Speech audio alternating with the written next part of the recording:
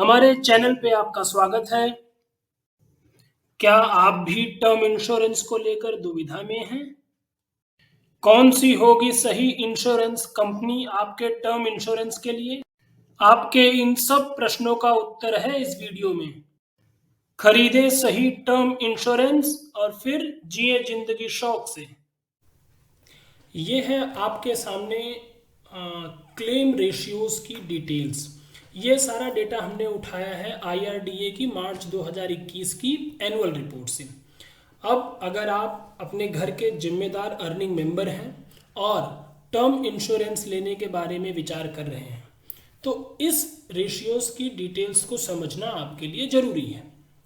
देखिए, सबसे पहले ये करीब 24 कंपनीज हैं, इंश्योरेंस कंपनीज, जिनके डेथ क्लेम्स की डिटेल हम यहाँ एनालाइज कर रहे हैं। शुरुआत करते हैं आदित्य बिरला सन लाइफ से। सिर्फ आपके समझने के लिए है ये। 6,474 पॉलिसीज का टोटल क्लेम आया इस कंपनी के पास। और जो क्लेम आया इन 6,474 पॉलिसीज का, उनका टोटल बेनिफिट अमाउंट जो बना, जो कंपनी को देना था, वो था 472 करोड़ रुपए का करीब करीब। कंपनी ने इसमें से 6,347 पॉलिसीज के क्लेम को पे कर दिया। तो अगर आप देखें तो करीब करीब 98% से ज़्यादा पॉलिसीज का क्लेम कंपनी ने पे कर दिया। लेकिन अगर यही परसेंटेज आप बेनिफिट अमाउंट पे देखें तो 472 करोड़ का पेमेंट करना था, कंपनी ने पेमेंट किया 440 करोड़ का क्लेम पेमेंट। बाकी करीब 116 पॉलिसीज का क्लेम रेपुडिएटेड का मतलब होता है कि कंपनी ने क्लेम एप्लीकेशन को प्रोसेस किया और प्रोसेस करने के बाद ये पाया कि इनका हमें पेमेंट नहीं करना है, रिजेक्शन बेसिकली किसी ना किसी कारण से। ये जो रेपुडिएटेड क्लेम की 116 पॉलिसी हुई आदित्य बिरला सन लाइफ के लिए, उसका बेनिफिट अमाउंट था करीब 28 करोड़ का। सिमिलरली कंपनी ने कोई भी पॉलिसी रिजेक्ट नहीं की। रेपुडिएटेड हमने बताया आपको, प्रोसेस किया और ये पाया कि ये क्लेम पेएबल नहीं है। रिजेक्टेड मतलब कुछ कमी उनको मिली जिसकी वजह से प्रोसेस से पहले ही क्लेम रिजेक्ट हो गया। और क्लेम्स पेंडिंग तो करीब 11 क्लेम्स इनकी 11 पॉलिसीज का क्लेम अभी पेंडिंग है जिस डेट पे ये आंकड़े आए थे। ठीक है, ये रहा आदित्य बिरला सन लाइफ का। सिमिलरली अगर आप देखें तो बजाज अलियांस का आप देखेंगे claims paid based on number of policy तो 98.48% है, लेकिन claims paid based on benefit amount यानी क्लेम अमाउंट जो है उसके बेसिस पे 91.97% है। तो इस डिफरेंस पे ध्यान दीजिएगा कि भाई पॉलिसीज के हिसाब से तो आप देखें जितनी भी कंपनीज हैं सबका लगभग किसी का 98%, 99%, 97% ये है इनका क्लेम सेटलमेंट रेशियो। लेकिन जब इसी पैरामीटर को आप चेक करते हैं बेनिफिट अमाउंट के बेसिस पे तो आपको ये दिख रहा है कि ये सेटलमेंट रेशियो काफ़ी कम है। इसका मतलब ये भी हो सकता है कि कुछ, मान लीजिए भाई आपके पास 100 पॉलिसी आई, उसमें से 98 पॉलिसीज आपने प्रोसेस कर दी, लेकिन जिन 2 पॉलिसी को आपने रेपुडिएट किया उनका हो सकता है क्लेम अमाउंट ज़्यादा हो। तो ये आपको डिफरेंस ध्यान रखना होगा, आगे अभी काम आएगा। नंबर ऑफ पॉलिसी के बेसिस पे एक क्लेम सेटलमेंट रेशियो है और बेनिफिट अमाउंट के बेसिस पे एक क्लेम सेटलमेंट रेशियो है। आइए एक नज़र डालते हैं अब इस क्लेम सेटलमेंट रेशियोज पे किस कंपनी ने क्या रेशियो रिपोर्ट किया है। ये क्लेम सेटलमेंट है based on number of policies. तो इसमें अगर आप देखेंगे तो इसके हिसाब से जो हाईएस्ट रिपोर्ट किया है मैक्स लाइफ ने 99.35% का। ये आपको जितने भी एजेंट पॉलिसी बाजार, पॉलिसी एक्स, यहाँ से अगर आपको कॉल करेंगे तो वो यही आपको बताते हैं कि कंपनी का सेटलमेंट रेशियो 99.35% का है। करीब 3 कंपनी हैं जिन्होंने 99 के आसपास, जैसे 99.05 है आपका भारतीय एक्सा का, एगन ने भी 99.25 किया है, और इनफैक्ट अगर सबसे लोवेस्ट क्लेम सेटलमेंट रेशियो भी आप देखें तो SBI लाइफ का आ रहा है 93.09%, यानी 100 में से 93 पॉलिसीज का क्लेम इन्होंने पे किया है। तो ये आंकड़ा तो सुनने में अच्छा लग रहा है और इसके बेसिस पे जजमेंट करना ऑनेस्टली बहुत डिफिकल्ट है, क्योंकि almost every insurance company is reporting above 95% of claim settlement ratio. अब claim settlement ratio by policies के बेसिस पे तो हम कंपनी शॉर्टलिस्ट नहीं कर पाए, रिसर्च को और फाइन ट्यून करते हैं और अब हम देखते हैं claim settlement ratio by benefit amount. अब अगर आप यहाँ देखें तो यहाँ कुछ कंपनी आपको ऐसी दिखेंगी जिन्होंने 80% या उससे कम का भी सेटलमेंट रेशियो जिनका रहा है, और अगर हम देखें तो 95% से कम तो बहुत ज़्यादातर कंपनीज का रहा है। 95% से ऊपर का क्लेम सेटलमेंट रेशियो देने वाली कंपनी बहुत कम है। आइए मैं फिल्टर लगा देता हूँ। टोटल क्लेम्स मान लीजिए ये जिनका कि ग्रेटर देन 95% हो तो ये रहा, मान लीजिए ये कंपनी 93.92 है, इससे ऊपर जिसका है वो अपने पास आ जाए। तो देखिए संख्या कितनी कम हो गई कंपनीज की। ये वो कंपनी है आपके पास जिन्होंने claim settlement ratio by benefit amount 95% से ऊपर रिपोर्ट किया है IRDA की एनुअल रिपोर्ट 2021 मार्च 2021 के डेटा में।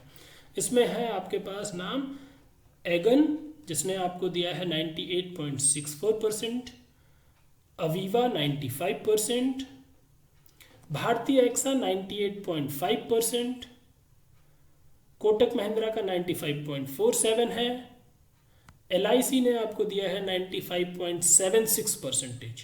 तो LIC का claim settlement by benefit amount भी 95% से ऊपर है और क्लेम सेटलमेंट बाय पॉलिसीज 98% से ऊपर है। मैक्स लाइफ 95.42%, इसने by claim settlement by policy में सबसे हाईएस्ट रिपोर्ट किया था 99.35 और बाय बेनिफिट अमाउंट में 95.42। तो LIC और मैक्स लाइफ दो ऐसे नाम निकल के आ रहे हैं हमारे सामने जो पॉलिसीज, नंबर ऑफ पॉलिसीज के बेसिस पे भी जिनका क्लेम सेटलमेंट रेशियो बढ़िया है, बेनिफिट अमाउंट पे भी बढ़िया है। कोटक महिंद्रा भी उस लिस्ट में है, भारतीय एक्सा भी है। सो ये कंपनीज, रिलायंस, निपन, सहारा, ये सारी कंपनी ऐसी आई आपके पास जिन्होंने की अच्छा claim settlement ratio by benefit amount declare किया है अपनी 2021 की रिपोर्ट में। इसी को थोड़ा और फाइन ट्यून कर दें, क्लेम रेपुडिएटेड यानी कि जो क्लेम प्रोसेस करने के बाद मना किया गया है वो मान लीजिए हम फिल्टर लगा लेते हैं कि भाई 3% या उससे कम हो, लेस देन 3% हो।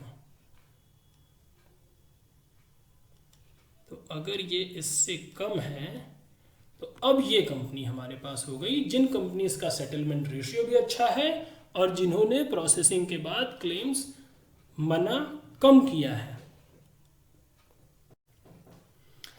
एक नज़र सॉल्वेंसी रेशियो पे भी डाल लेते हैं। हालांकि देखिए IRDA की गाइडलाइंस हैं, जितनी भी कंपनीज ये आपको इंश्योरेंस देती हैं उनका सॉल्वेंसी रेशियो 1.5 से ऊपर होना चाहिए। तो आपको जितनी भी कंपनी यहाँ लिस्ट दिख रही होंगी लिस्ट में, इन सबका 1.5 से ऊपर होता है सॉल्वेंसी रेशियो।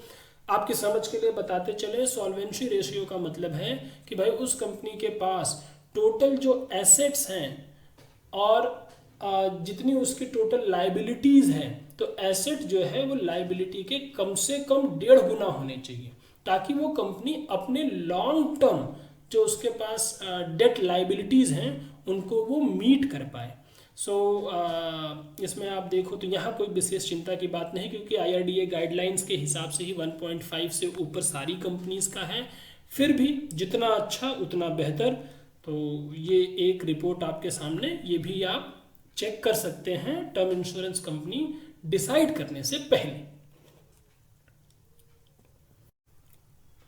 कोई निर्णय लें इससे पहले ये भी ज़रूरी है कि सेटलमेंट रेशियो के साथ साथ हम ये भी देखें कि भाई कंपनी का AUM यानी एसेट अंडर मैनेजमेंट कितने पैसे, कितने रुपए कंपनी मैनेज करती है। उससे आपको एक अंदाज़ा लगेगा कि भाई कंपनी के ऊपर भरोसा कितना किया जा सकता है।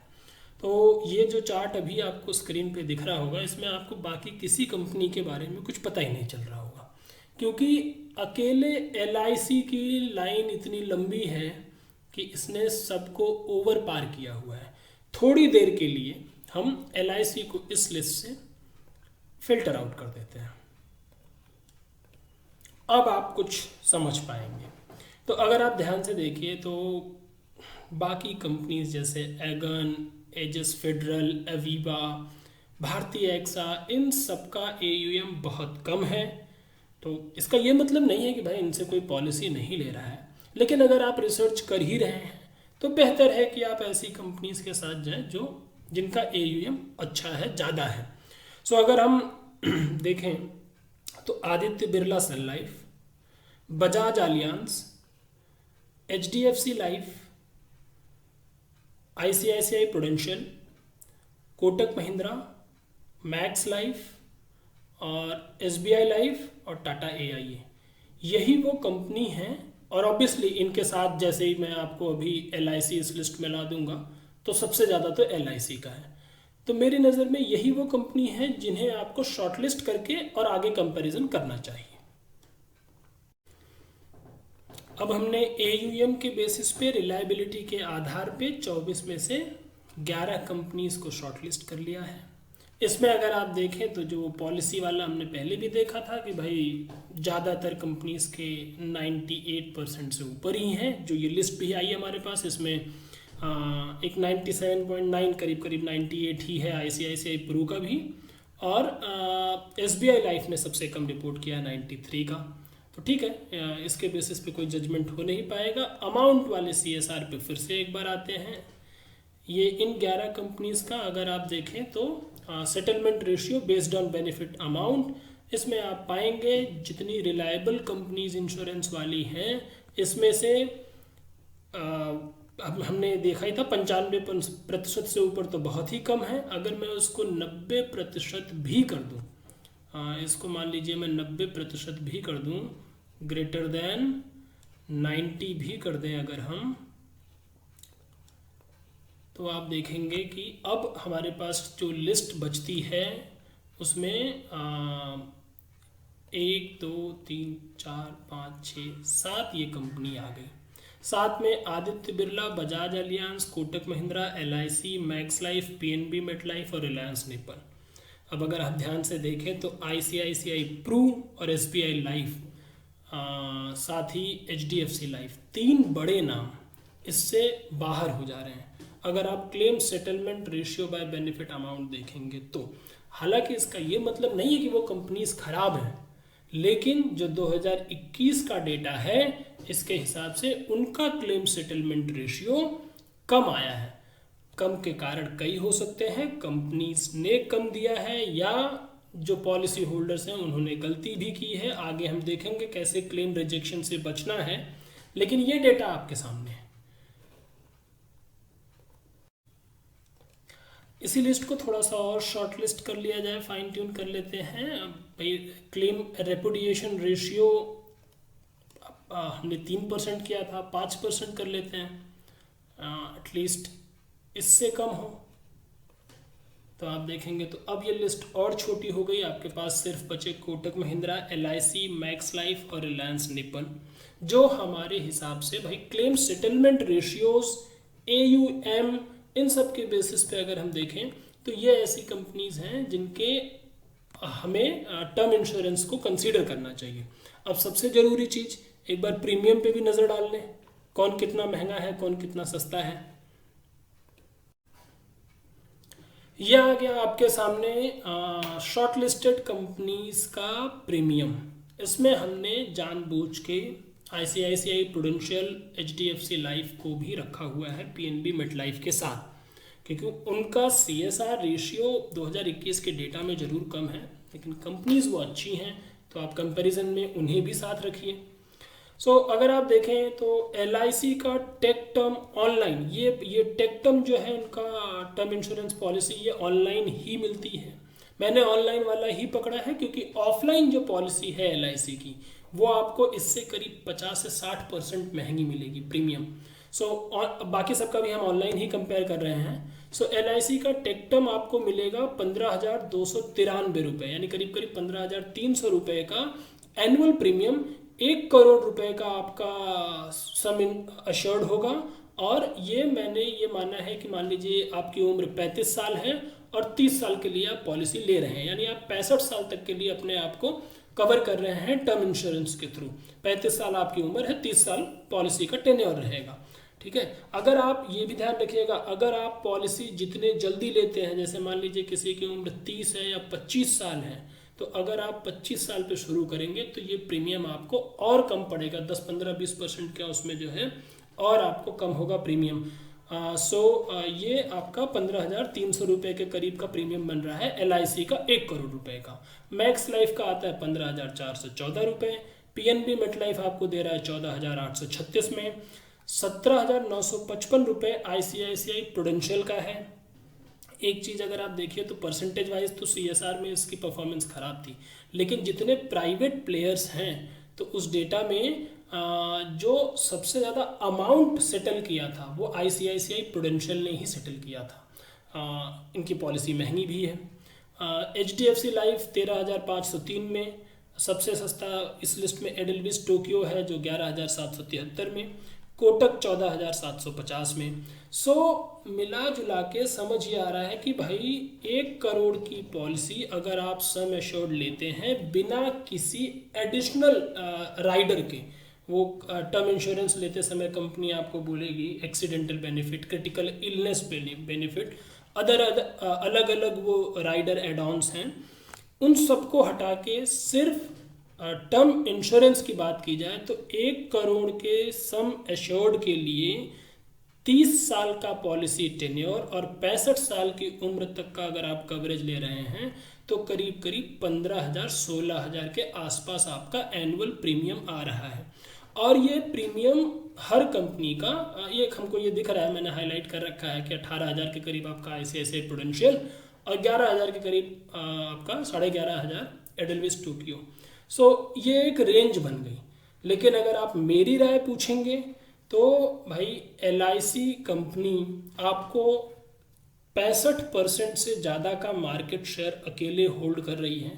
सबसे बड़ा AUM उसके पास है। आपने अभी देखा था जब हमने LIC को इंक्लूड किया था तो उस ग्राफ में सबसे बड़ा बार ग्राफ LIC का बन गया था।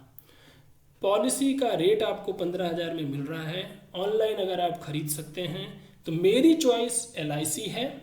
प्राइवेट प्लेयर्स में अगर आप देखें तो 2021 के डेटा के हिसाब से मैक्स लाइफ, क्योंकि उसका 95% से ऊपर बेनिफिट अमाउंट के हिसाब से भी CSR था, क्लेम सेटलमेंट रेशियो, और पॉलिसी नंबर ऑफ पॉलिसी के हिसाब से तो वो 99% से ज़्यादा था। तो नंबर 1 चॉइस LIC, नंबर 2 पे मैक्स लाइफ, नंबर 3 पे ICICI प्रूडेंशियल, क्योंकि उसका अमाउंट वाइज सेटलमेंट ज़्यादा किया है ICICI प्रूडेंशियल ने। और उसके बाद तो आपके पास ये जो हमने AUM के हिसाब से कंपनी शॉर्टलिस्ट करी थी, इनमें से आप अपनी पसंद के हिसाब से कोई सा भी टर्म इंश्योरेंस ले सकते हैं। और ये पूरे वीडियो बनाने का मकसद मेरा सिर्फ ये था कि जो नए लोग खरीद रहे हैं वो किन पैरामीटर्स को ध्यान में रखें और कैसे रिसर्च करें। जिन्होंने एग्जिस्टिंग टर्म इंश्योरेंस पॉलिसी ले रखी है वो किसी भी कंपनी से ले रखी हो तो ध्यान रखिए आपने बहुत अच्छा काम किया है, क्योंकि आपने पॉलिसी ले रखी है। IRDA ऑलरेडी रेगुलेट करता है इन चीज़ों को, और ऐसा नहीं है कि जो कम AUM वाली कंपनीज हैं उन्होंने सेटलमेंट नहीं किया है।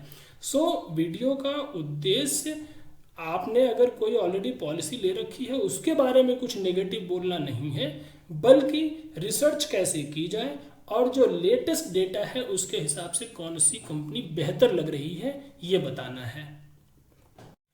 एक नज़र अब इस पे भी डाल लेते हैं कि जो क्लेम्स रिजेक्ट हुए हैं उसके क्या कारण रहे हैं। तो अगर आप देखें तो ये पाया गया है कि सबसे ज़्यादा रिजेक्शन के रीजंस हैं incorrect information in application form. तो टर्म इंश्योरेंस के एप्लीकेशन फॉर्म को बहुत सावधानी से भरें। Non disclosure of medical history छिपाएं नहीं, जो भी है उसे बताएं जरूर। Not filling the insurance proposal form yourself, आप अगर खुद नहीं भरते हैं, कोई दूसरा भरता है तो गलती होती है, डेट ऑफ बर्थ में गलती हो जाए, नेम में गलती हो जाए, या वो आपके डॉक्यूमेंट से मैच ना करें। नॉमिनी इन्फॉर्मेशन अपडेटेड नहीं होती है कई बार, और कई बार पॉलिसी लैप्स हो चुकी होती है नॉन पेमेंट ऑफ प्रीमियम्स की वजह से। तो इन कुछ कॉमन मिस्टेक्स को अवॉइड करें, ध्यान रखें, इनका सावधानी रखें। और वीडियो पसंद आया हो तो लाइक ज़रूर करें, चैनल को सब्सक्राइब करें, अपने दोस्तों के साथ शेयर करें। धन्यवाद।